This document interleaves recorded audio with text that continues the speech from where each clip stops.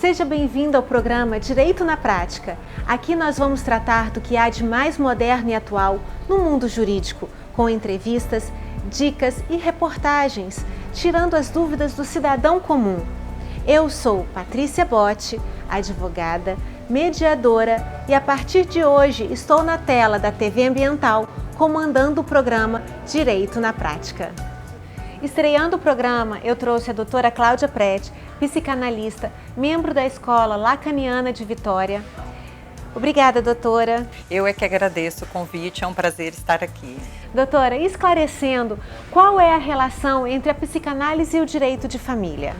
Bom, a psicanálise e o direito de família, eles dialogam muito de perto, né, Patrícia? Porque o direito de família é um campo do direito que lida justamente com as relações familiares, com as relações pais e filhos e lida com o afeto, né? Inclusive, nós vivemos atualmente recentemente uma certa mudança de paradigma no direito de família com a inclusão do afeto, né?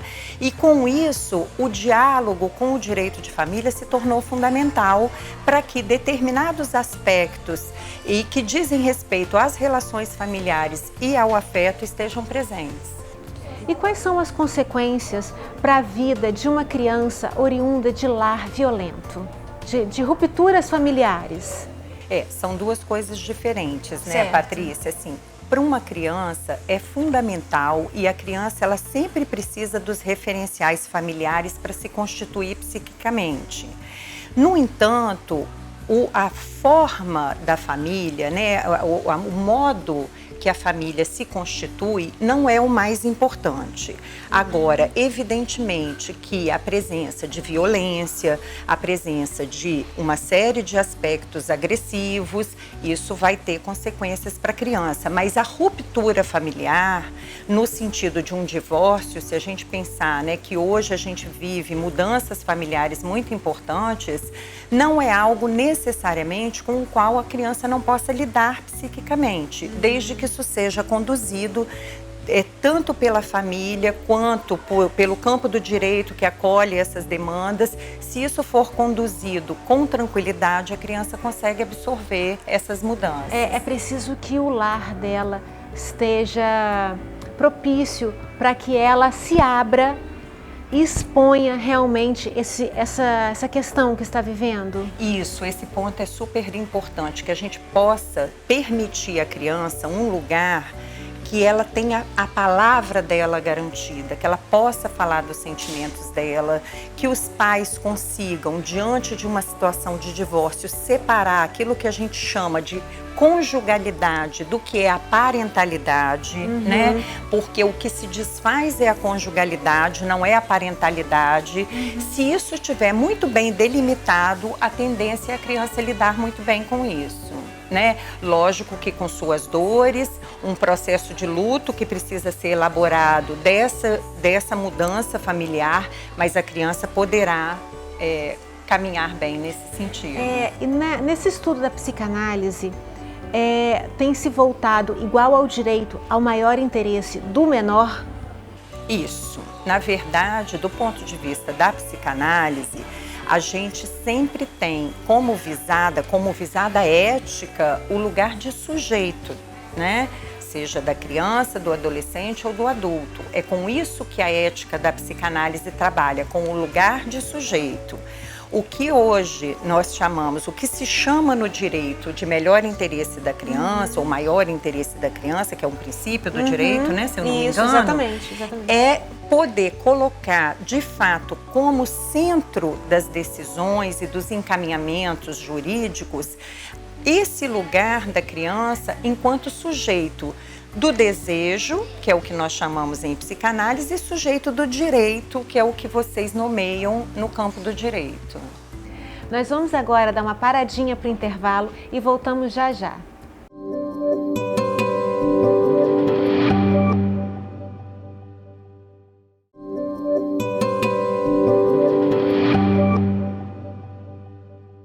Eu estou de volta com a doutora Cláudia Prete, psicanalista e também coordenadora da Comissão de Interdisciplinariedade do IBDFAM, Instituto Brasileiro de Direito de Família, no Espírito Santo. Doutora, nós sabemos que um processo judicial demanda tempo. E esse tempo, muitas vezes, é prejudicial à questão emocional. Quais são as consequências dessa delonga para a criança?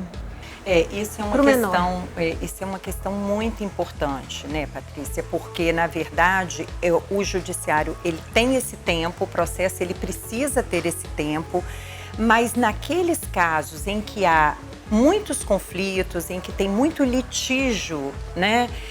Muitas vezes a criança passa por situações muito graves, como, por exemplo, ficar afastada de um dos genitores, né? Sim. E quando se demora muito tempo para tomar uma decisão a respeito desses grandes conflitos que estão interferindo muito diretamente na vida prática e no dia a dia da criança e nas relações da criança com os pais, isso pode trazer consequências ruins e, claro, cada caso é um caso, cada criança vai reagir de um jeito, mas esse é o maior risco.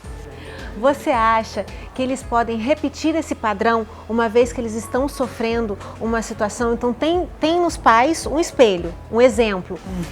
Esse exemplo naquele momento de conflito é um exemplo doloroso. Elas podem repetir isso na vida adulta, né? Isso de fato é uma possibilidade, mas não necessariamente vai acontecer isso, né? Assim, a reação de cada criança vai ser muito individual. Existe essa possibilidade de que ela estabeleça um modo de relacionamento parecido com o modelo familiar, mas muitas vezes ela reage em espelho pela forma invertida, né? Às vezes ela vai se relacionar exatamente do lado, porque quando a gente fala de reação em espelho, ela pode ser tanto no sentido da semelhança, quanto às vezes da forma exatamente oposta ao que ela vive na realidade familiar dela. A criança observa, ela tem um exemplo, ou enxerga que aquilo não é legal, e coloca dentro de si, se posiciona nas suas relações amorosas de uma forma diferente. Contrária. E o advogado de direito de família que está atuando nesse processo, como que ele se posiciona? Qual é a melhor forma dele se posicionar? O advogado, esse advogado que lida com as questões de direito de família, ele precisa ter uma postura extremamente mediadora, conciliadora, evitando uma expressão popular que a gente diz, colocar lenha na fogueira, né? Não cabe ao advogado estimular o conflito, não cabe ao advogado, porque nesse momento as pessoas estão muito fragilizadas, é um momento de muita dificuldade familiar e o que elas menos precisam é de um profissional que venha para estimular o conflito. Ela precisa de um profissional, e esse é um perfil importantíssimo para o advogado de família, que ele possa não estimular o conflito e possibilitar que essas pessoas componham um acordo e caminhem nesse processo de divórcio, de separação e de guarda de filhos da melhor forma possível. E se o nosso telespectador estiver vivendo uma situação dessa que nós estamos conversando, de lar em ruptura, com crianças ou adolescentes perdidos, o que podemos dizer a eles? Na verdade, Patrícia, assim, a melhor conduta nesse momento, porque já temos aí uma questão complicada, que é o quê? O momento da ruptura, né? Já estão todos fragilizados, todos precisando viver o luto, dar algum lugar a essa perda na própria vida e no próprio psiquismo. E nós temos o direito de viver o luto, né? Nós temos o direito, a necessidade de viver nossas dores, né? Tem que permitir que cada um fale, que todos possam chorar suas dores da forma como for possível para cada um. E evitar colocar uns contra os outros, né? Isso para os pais. Não precisa ficar mostrando o defeito do outro, não precisa ficar mostrando para os filhos quem foi o culpado pelo divórcio. O que os casais possam, no seu processo de separação, conduzir da melhor forma possível pensando nos filhos. Que eles façam entre eles os seus acertos de contas, que eles lidem com as suas dores, que eles lidem com as suas mágoas, sem precisar colocar os filhos como moeda de troca, porque muitas vezes o que a gente vê é que o filho fica ali como moeda de troca para ver quem tem razão, quem deixa de ter razão, e isso é o que mais prejudica os filhos, né? Os filhos precisam estar no lugar de filhos e não como objeto de disputa ou moeda de troca entre os pais no seu momento de conflito. E essa situação que você está falando caracteriza a alienação parental.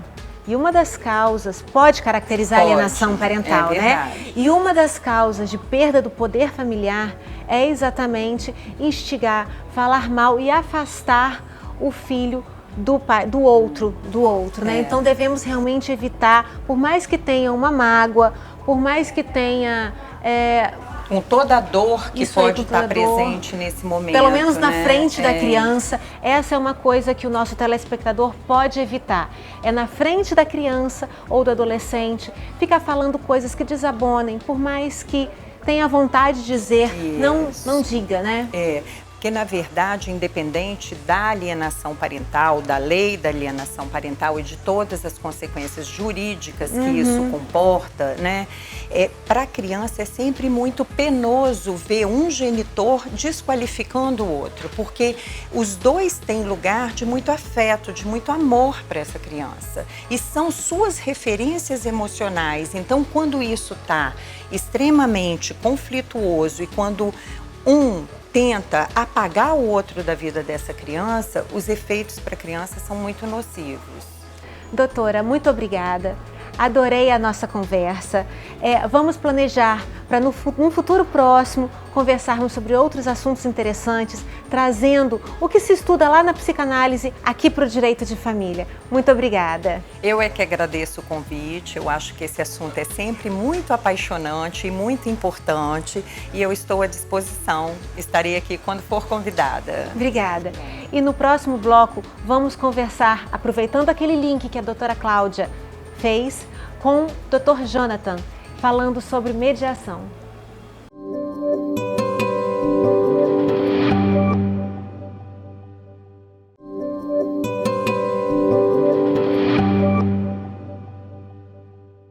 Estamos de volta e agora nós vamos tratar de um assunto atual no mundo do direito, sobre mediação.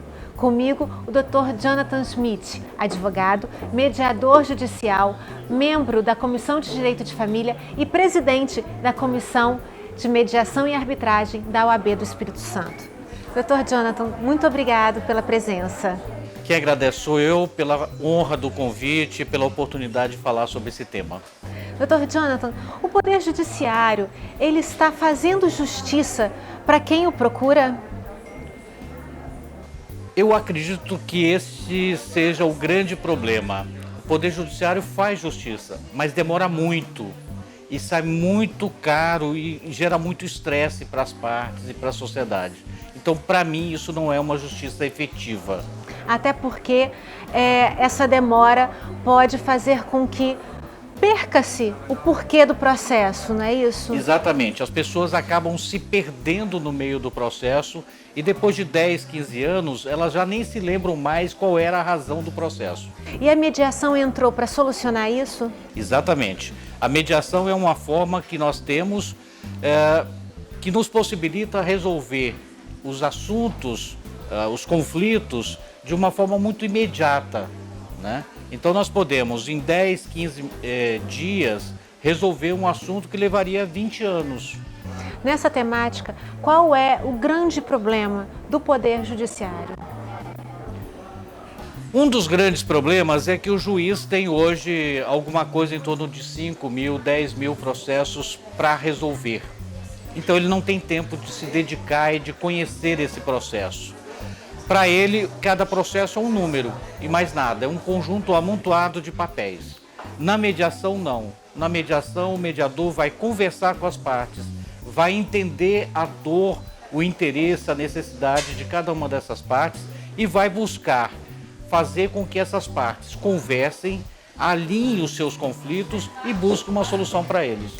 E o Poder Judiciário, doutor, ele é a única forma de obtermos justiça? Patrícia, durante muito tempo esse era um discurso, né? Todos nós achávamos que nós, diante de um conflito, nós tínhamos que ir para a justiça para buscarmos uma sentença. O problema é que essa sentença é fria. O juiz não conhece o processo, ele muitas das vezes nem ouve as partes e ele não consegue chegar ao interesse e à necessidade dessas partes.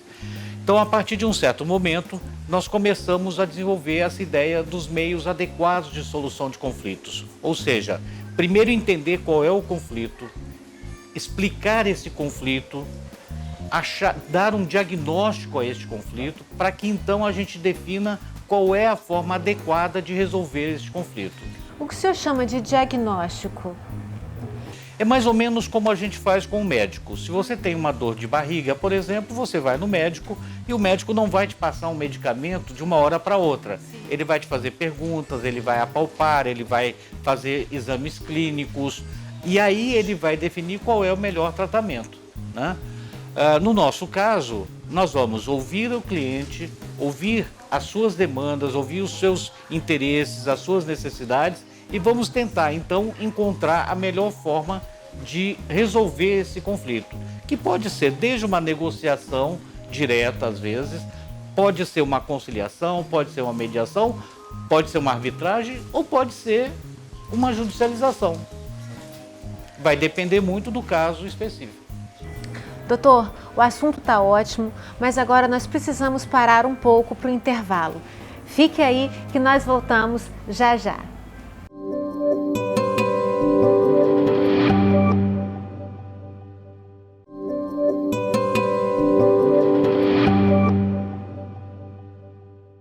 Estamos de volta com o Dr. Jonathan Schmidt, que também é presidente da Comissão de Mediação da OAB. E, doutor, nós sabemos que o Poder Judiciário não é obrigado a levar as partes a uma sessão de mediação. Como se administra isso dentro de um processo quando as partes estão tendenciosas à solução de um processo, solução do conflito?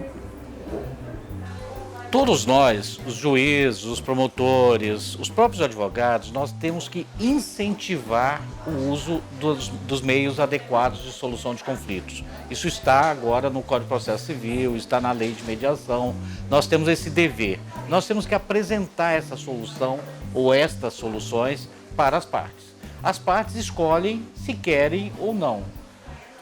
Existem conflitos que não é aconselhável você usar.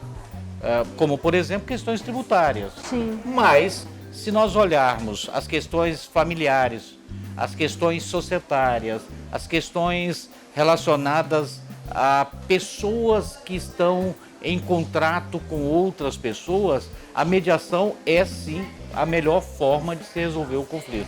Então, o senhor está me dizendo que é importante o advogado ter noções de mediação, saber que existe essa possibilidade dentro de um processo e incentivar ao cliente. Patrícia, isso é fundamental. Por quê? Porque é dessa forma que nós vamos gerar a cultura da mediação no Brasil. Nós vamos fazer com que as pessoas parem de querer guerrear, batalhar, entrar em guerra na justiça, levando 10, 15 anos por uma solução e resolver isso tudo através de uma pequena sessão de mediação. É a cultura do ganha-ganha. É a cultura do ganha-ganha e a cultura maior que é a da pacificação social, a cultura de você conseguir encontrar aquela solução ideal, aquela solução eficiente para o conflito. Que restaura as relações. Exato, não resolvendo só aquele probleminha, mas resolvendo todos os outros que estão ao redor. Porque na mediação conseguimos observar que muitas vezes o objetivo do processo não é o que realmente a parte está procurando, não é isso? Exatamente, exatamente. É muito comum, por exemplo, nas questões familiares, a briga aparente ser apenas a de guarda, por exemplo, ou a de alimentos, quando na verdade o conflito que existe entre as partes é muito maior, envolve a própria convivência das partes. E antes dessa questão da mediação estar em voga, não se tratava sobre isso, não se tratava disso? Não, de forma séria não.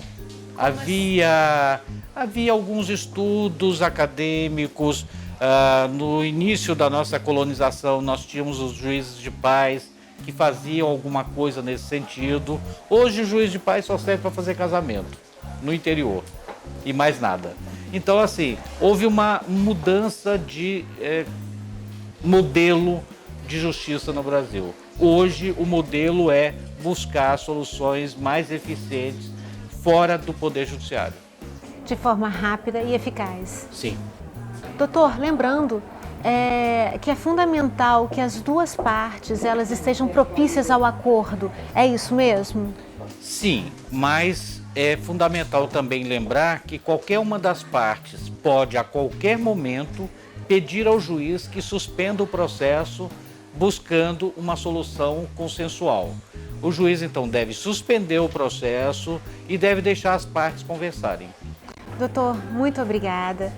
Disponha. Eu agradeço a presença do senhor nesse nosso primeiro programa, na estreia do Direito na Prática. E eu agradeço a você, telespectador, que esteve comigo nessa primeira empreitada. E se você tiver alguma dúvida, alguma sugestão e alguma dica, entre lá nas nossas redes sociais, no Instagram, @TV Direito na Prática e no Facebook Direito na Prática.